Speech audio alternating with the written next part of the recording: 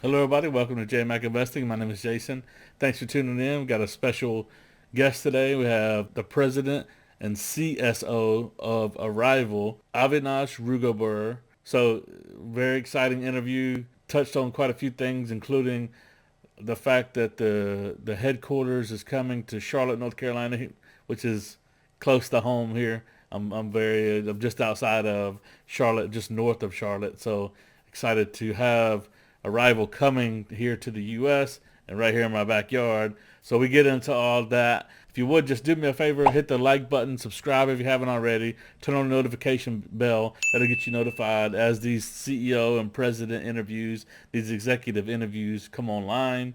And also consider joining my Patreon group, which gets you with a couple of the tiers, gets you private Discord access and also just tons of benefits as well. It's a great group of investors.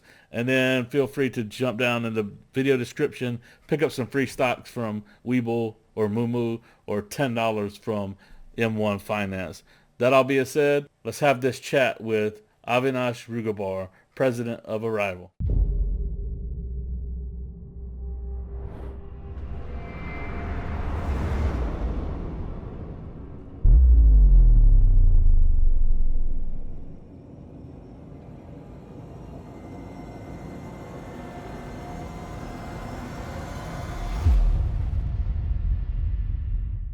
So, so maybe introduce yourself a little bit and give little bit of backdrop, and then we'll start talking about the company a little bit. Yeah, okay. So, as you mentioned, I'm the president. I'm also the chief strategy officer for the company. So, my background, I've actually been in and out of the auto industry for the last couple of decades. I was at General Motors, and then I was at GM Cruise. I led the acquisition of that. That's the self-driving division. And then when I met Dennis, the founder and CEO of Arrival, and I saw what was happening, it was just transformative to the industry. I'd really never seen anything like it. So I moved over to the UK from California a couple of years ago, and it's been an amazing journey since. And so, my background's in engineering and technology, and sort of shifted over into more business, I would say. And so right now, I'm responsible for the company strategy, the future products, the roadmaps, and marketing, communications, a bunch of stuff. So very exciting time. Very good. So you moved out from California to the UK. Yeah. Where were So you at in Cali? I was in the Bay Area, so I was in San Mateo. So Okay. yeah, it was just because I had come over to London, and I went to see a microfactory, the R&D lab that we've got in the UK, and it was just like an instant light bulb. Like, this is just so transformative to the way the industry's operated for so long, and just had to be part of it. So yeah, just I moved over. It's been great. So is the Arrival's headquarters in UK? Do they have a microfactory right there, Yes. or kind of a prototype of it? Well, we have a headquarters in London. We announced one in Charlotte as well, which I know is personal to you. So we've got our US headquarters is in Charlotte, and we've got basically like an R&D lab in a place called Banbury. It's about an hour from London, and we have also got an actual microfactory that we're spooling up right now in Bicester, which is not too far from there. We also have a microfactory in Charlotte that we literally just announced that's going to be doing our vans. And we have one also in Rock Hill in South Carolina as well. So that whole region is also very, very important to us. Yeah, it's for sure on my list. We may talk about Charlotte more than we talk about Arrival. No, no, I'm just kidding. I'm just kidding. But I personally live in the suburbs. I'm a little bit north of Charlotte, and and just kind of to give you a little bit of context, like, so Rock Hill is basically a part of Charlotte too. It's just south of the. It's one of those little small town. Well, it's becoming a bigger suburb area now that it's literally like, I don't know, maybe 5 miles from Charlotte, from the city limits, and then there's the South Carolina border, then there's Rock Hill. So it's all really kind of Charlotte there. So I did want to actually discuss that. I was like, I know that you had already had the plans for the Rock Hill, South Carolina, that had been in the slide deck, and that was already in the works. But like, so what was the determining factor to go to Charlotte for a headquarters when you could have probably also been in Atlanta or maybe even some of the Northeast or something, because this really, just still a few hour drive from Rock Hill to either, some of the other bigger cities. What made you guys decide to choose Charlotte? Well, if you look at and just for your viewers, it's probably important to just discuss a little bit the microfactory and some of the tech, and then it will sort of make sense why we picked that. So, the company was founded in 2015. We have over 1,600 employees now. It's heavily engineering. So 90% of the staff are engineers. 50% of that is in software. The other 50% is in like advanced robotics and what you would call more usual automotive type roles. And when we were looking at where to grow next, we have the microfactory, which is a low capex, low footprint production facility that we invented and designed in-house. And a typical automotive line is billions of dollars, or hundreds of millions to billions of dollars. They're extremely large, 2 million plus square foot, and they take about 3 years to commission. A microfactory, on the other hand, is about 20,000 square meters, approximately 200,000 square foot, about 50 million in capex, and can produce 10,000 vans or 1,000 buses. And all of our technology is designed to work with that. So we design our own components, our own recyclable composite material that forms the body. And you don't need a metal stamping plant or a paint shop with that, which reduces the footprint and the capex that I mentioned before. We do all our own software, so all the data that comes off those components, everything that goes into the cloud for the commercial vehicle segment that we're focused on to utilize, so like fleet management tools, vehicle health monitoring, all of that we actually design in-house. So when we have this microfactory paired with this talent that is really groundbreaking, innovative, and really pushing the boundaries on so many different things. I mentioned like the composite work that we do. I mean, it's something that we invented. It's all deep technology that we have in-house, and the software. When we were looking at the data, and we were looking at, you mentioned a few places. Could have been Atlanta, could have been near Boston, could have been on the West Coast. But when we looked at the data and where that talent was moving to, and the strength of the universities, and the fact that area has had manufacturing capability, it was just like the perfect place. And in the city of Charlotte, we found a partner. And in fact, there's a great video on YouTube that you can check out. But it's about Arrival and Charlotte coming together. What we're looking to do is, how do we have a partner with a city where we can actually reimagine the transportation ecosystem? It's not just about buses and vans, but how does everybody move around, and how can we design products around that? So when we added all those factors in, it just pointed all the way to Charlotte. So it was a data-driven approach, and Charlotte popped out number one. And we announced that a little while ago as the headquarters. We are currently in the midst of hiring and building that up. And then we've got the microfactory. So, we'll have quite a few hundred people in the area. And it's a really exciting time for us. Yeah, it's for sure. I mean, I will disclose, and I have a disclaimer down in the video description below, that I'm an investor also in Arrival, was in the SPAC, which is now merging. But there was also, that definitely played a role into me wanting to reach out to try to, I've had on quite a few of the other CEOs of other, SPAC, EV SPACs and stuff like that. But I really want to keep in contact with you guys, and hopefully maybe, get out and see a microfactory, like the Rock Hill one, which has already been. What's the timeline on that one? When will that one be? Because I've yet to locate it, and kind of excited about an update on like timeline on that one. So what's cool about the microfactory is you can just take an existing warehouse. So it's not that typical automotive. You've got this huge campus essentially, right? And it takes years to get going. So we've got a place in Rock Hill where robots are already being installed, and it's in the midst of spooling up. By the end of the year, we'll be producing vehicles out of that microfactory, and definitely we'll get you to see that. Charlotte as well. Now we've announced that publicly, we can talk a little bit more. That's also going to be going through the same process, and next year they'll be producing vans. Part of that will be some vans that will go to UPS, who's one of our customers. But that will be next year, and so we're in the midst right now of just hiring, getting equipment in, and ready to push the button. Right, and I don't know if anyone, I'll name drop too here. I don't know if you guys are. I'm pretty sure you're aware of it, but the Carolina Panthers, the owner of the Carolina Panthers, is one of the big hedge fund. He's a very successful.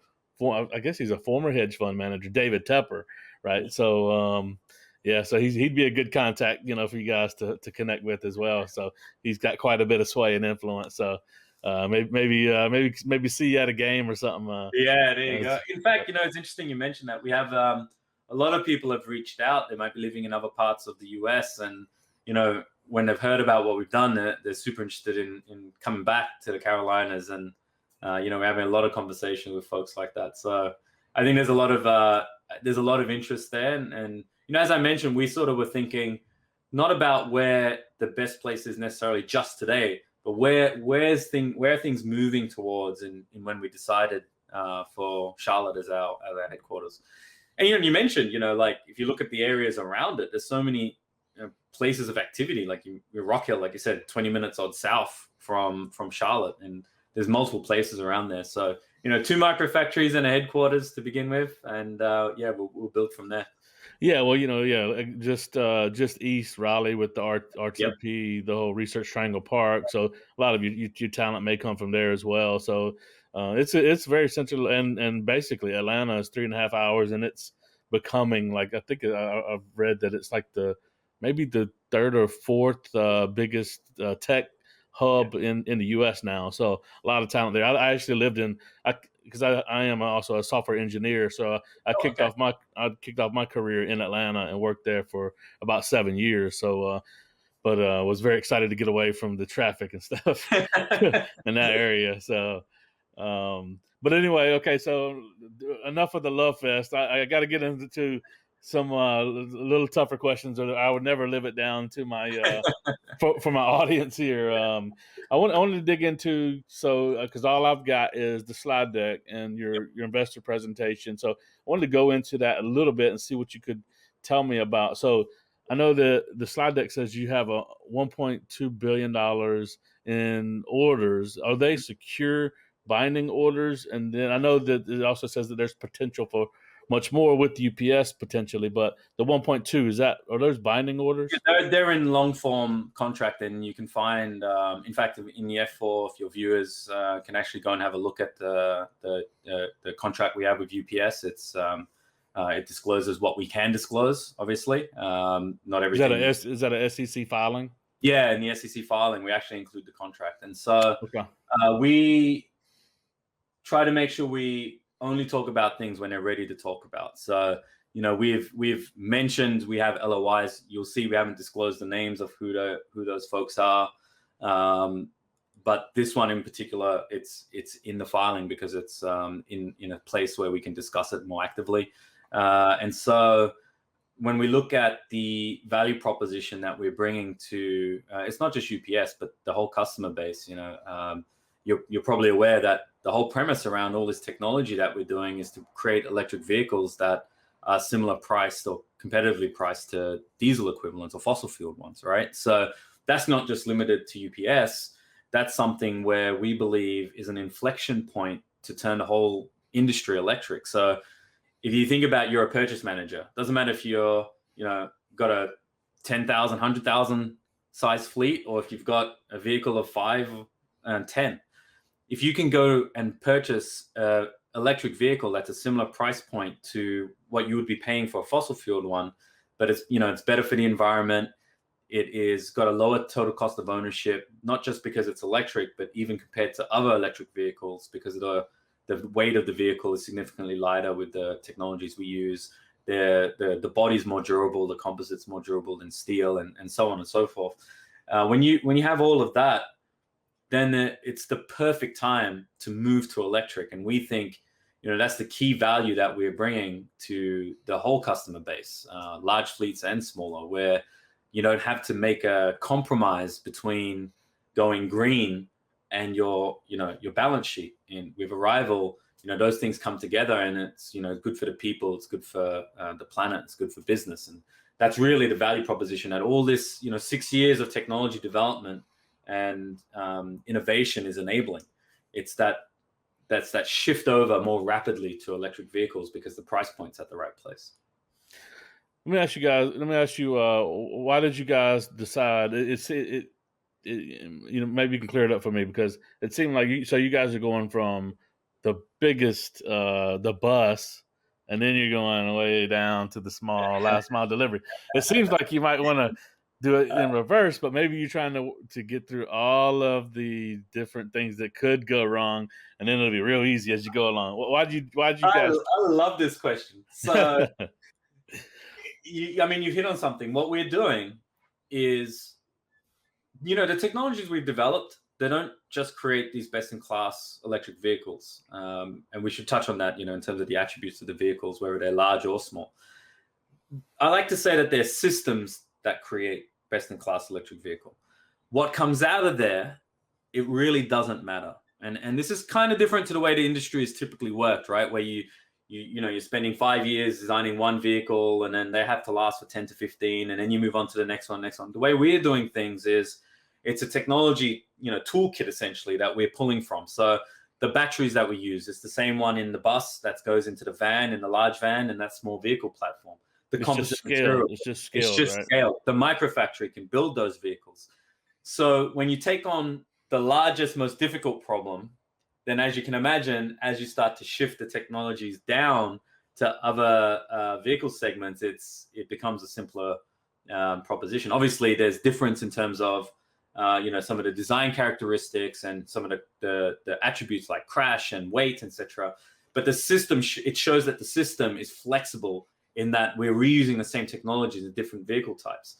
So, there is an actual strategic reason why we've got the bus and a small vehicle platform, which we'll be talking about more in the future. But the key thing here is the underlying technologies are the same. And once you cover sort of those two, then basically everything else becomes available to you. So we expect to enter multiple vehicle segments rapidly.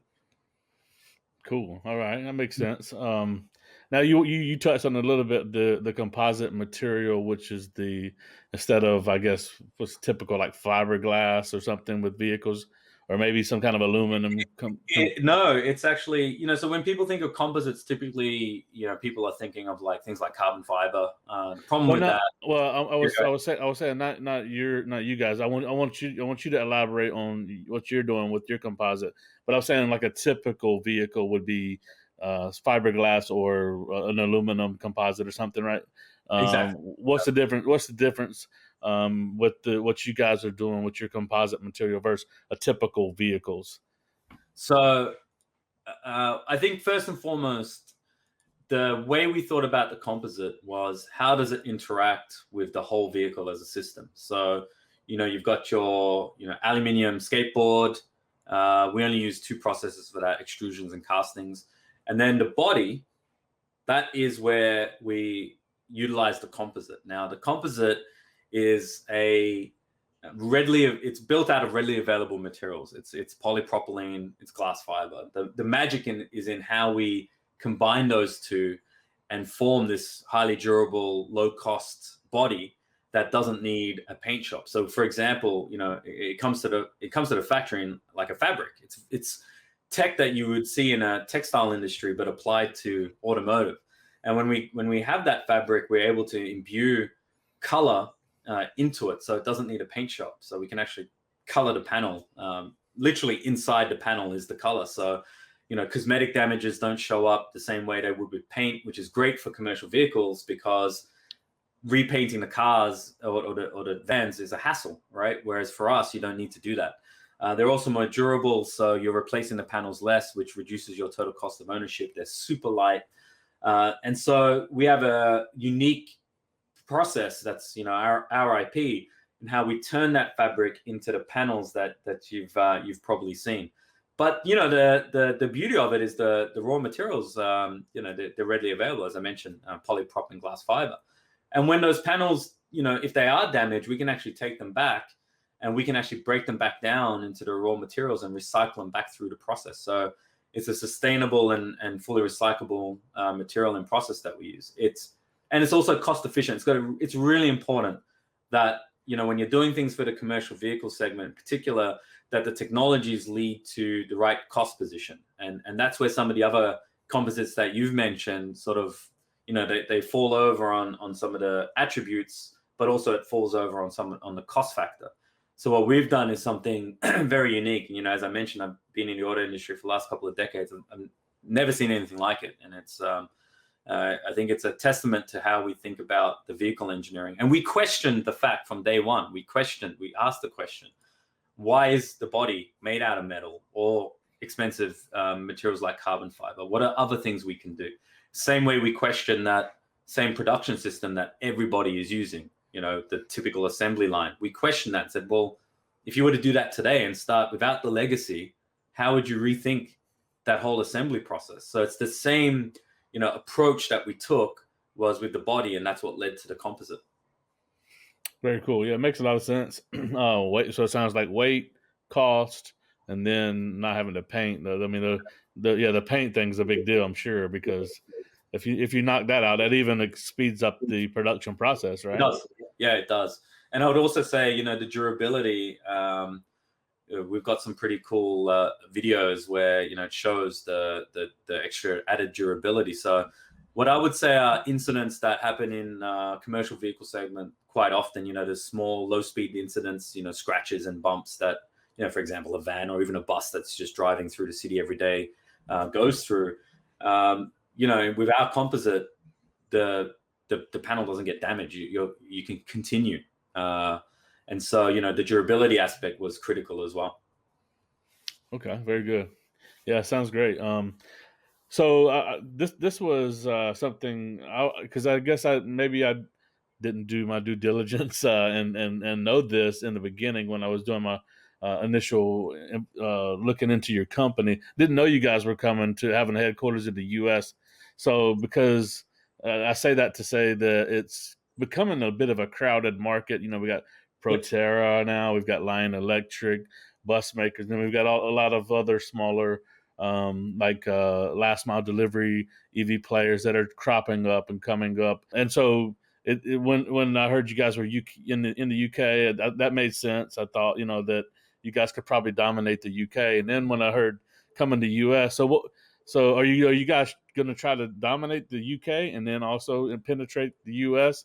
So you see what I'm saying? You see the dilemma? Yeah. I think no, I understand where you're going, but it's so with the microfactory, because you can place them anywhere and you can do it fast. You can produce vehicles. You can get to production more rapidly. And what's important for us, if you look at the vehicle segments that we've currently announced, which is the bus, the van, the large van, the small vehicle platform, that's relevant everywhere. It doesn't matter what city you really go to around the world right now. I mean, there are needs for those type of vehicles. Now, the microfactory, it's really important. We do have the sort of engineering headquarters, that is strategically located for the development work. But the microfactory, we see that has the opportunity to be everywhere. Those microfactories will be spread out around the US, around Asia, around Europe, around Africa, all key regions. And that's crucially important, because if we are going to change the way electrification is occurring, it's important that it's for everybody and it goes everywhere. And so that strategy is built around the fact that, we're not spending 3 years and putting a large factory out in the middle of nowhere. No, we're able to come to your city, work with local people, hire local staff, and produce vehicles locally for that city to use. So because of the microfactories is, I mean, you can think about it like almost like a McDonald's, right? It's like a something that is easily replicated. It does the same thing each place. So the microfactory in the UK and the microfactory in South Carolina, they basically operate the same way. That's important because when you're scaling the systems, it means that you are using the same back-end system, the same control methodology, the same, in terms of the path planning for the robots and what the assembly process is. It's all basically the same.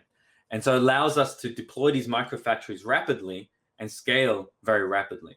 We have strategically picked the US and UK and obviously Europe as our first markets to go into because there is already an immediate need to shift over to electric vehicles. We've seen President Biden announce 650,000 vehicles that have to go electric. We've seen in the UK they're looking to ban the sale of fossil fuel vehicles by 2030. I mean, these are things that, Jason, if you've been following, would probably seemed a long way out back in even 5 years ago, right? Like, hey, when are we going to get there?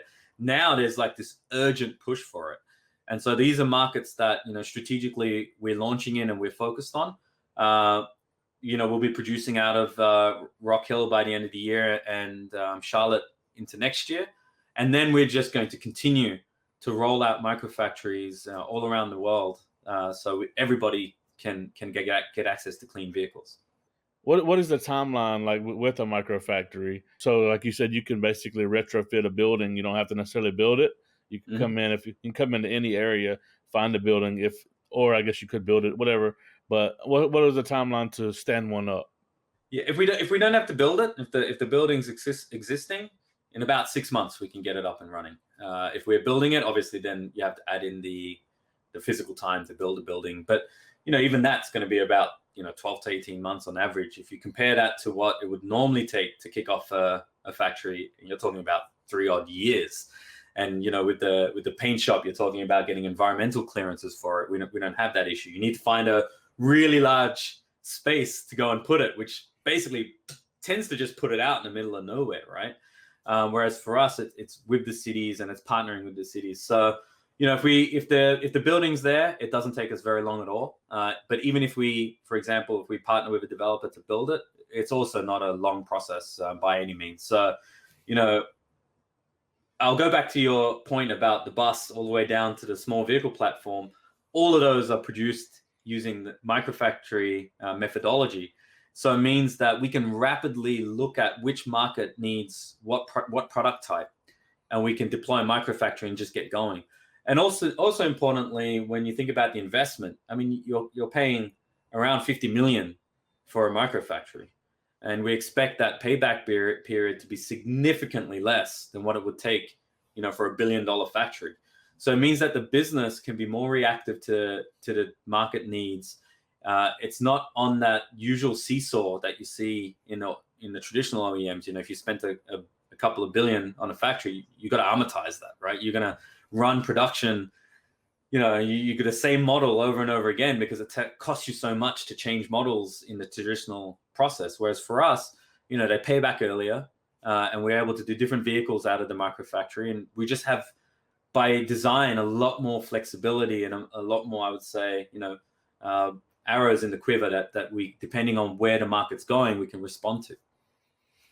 Right, and you touched on it a little bit, but you guys really have in these microfactories, like you said, a big portion of your staff are in robotics, automation, and so talk a little bit about like the setup within the microfactory, the automation that's taking place there.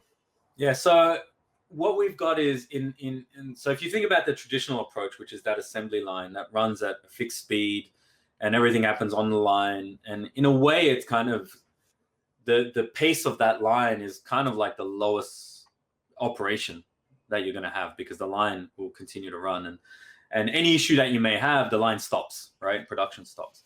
If you were to take the lid off a microfactory, what you've got is, instead of a line, you've got technology cells. So these are cells which have, robots that perform an operation, and then we have autonomous ground vehicles that move the parts to another cell to perform another operation. And so the production process is simply which cell and which operation is needed for that particular product, and the parts are moved into and around that. So, I think we mentioned, the microfactory will hire about 200 odd people. It will do 10,000 vans or 1,000 buses a year on 2 shifts.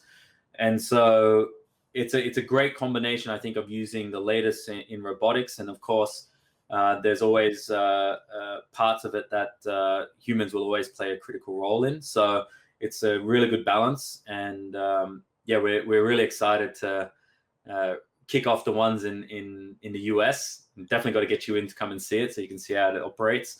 But it's marrying the latest in technology, but not just from the auto industry. It's from a range of different industries that we're bringing together and also pioneering our own inventions to make this happen. So that's where the robotics come in. That's where the software comes in. I mentioned, like, for example, all the control center, so that you can control all the microfactories as one.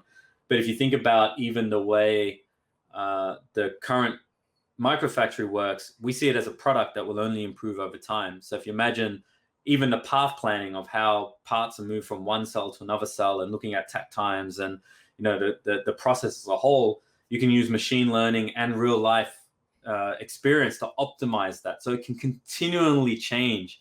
And you compare that to the more static assembly process we have today, it's only really technology that can enable that. And I would say the industries that we've talked about, software development and robotics. Yeah, very cool. Yeah, it's very exciting just all the way around. It's a lot of we're seeing some of this companies coming public via SPAC with big ideas, but never executing, or it's going to take much longer to execute. And you guys are you're getting your strategies. We're seeing that play out, and I'm very excited. I hope you guys maybe have a ribbon cutting or something like that Yeah, at the micro. I'll definitely be there, and I'm definitely rooting for your success, and going to be following right here locally. As a fan and covering it for sure. So we're at about 30 minutes. I don't want to keep you too much longer, but so we'll close it out. Is there anything that we missed that you wanted to touch on before I let you go? Yeah, I think most importantly, it's how all of these technologies come together. And when I don't want to talk about anybody else. We're just focused on ourselves. And I would say to your viewers that when you think about where ARVL is, we've been at this for 6 years. We've got an employee base, as I mentioned, of 1,600 people. Right, we have deep technology that we've built. We've announced trials in the UK already with First Group, which is one of the largest bus operators. So those vehicles are going to go on route, on operation. We have the contract with UPS, and obviously there's more to announce on sales, etc. over time. I think when you add all of that up, I think what you're seeing here is a company that's a lot further down the path, and the announcements of these microfactories. And now what we're doing, on Thursday, on the 25th, will be on the Nasdaq as ARVL, and people can trade the stock. And the use of proceeds is all going to be about scaling and getting the products to market and scaling. So I think ARVL's in a really great position. At the end of the day, it's all thanks to the amazing talent we have. The team is really incredible. So.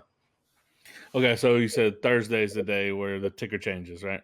Thursday's the day. Yep. Okay. All right. Very good. Well, Avinash, it's been a real pleasure. Hope to speak with you more. And hook me up with the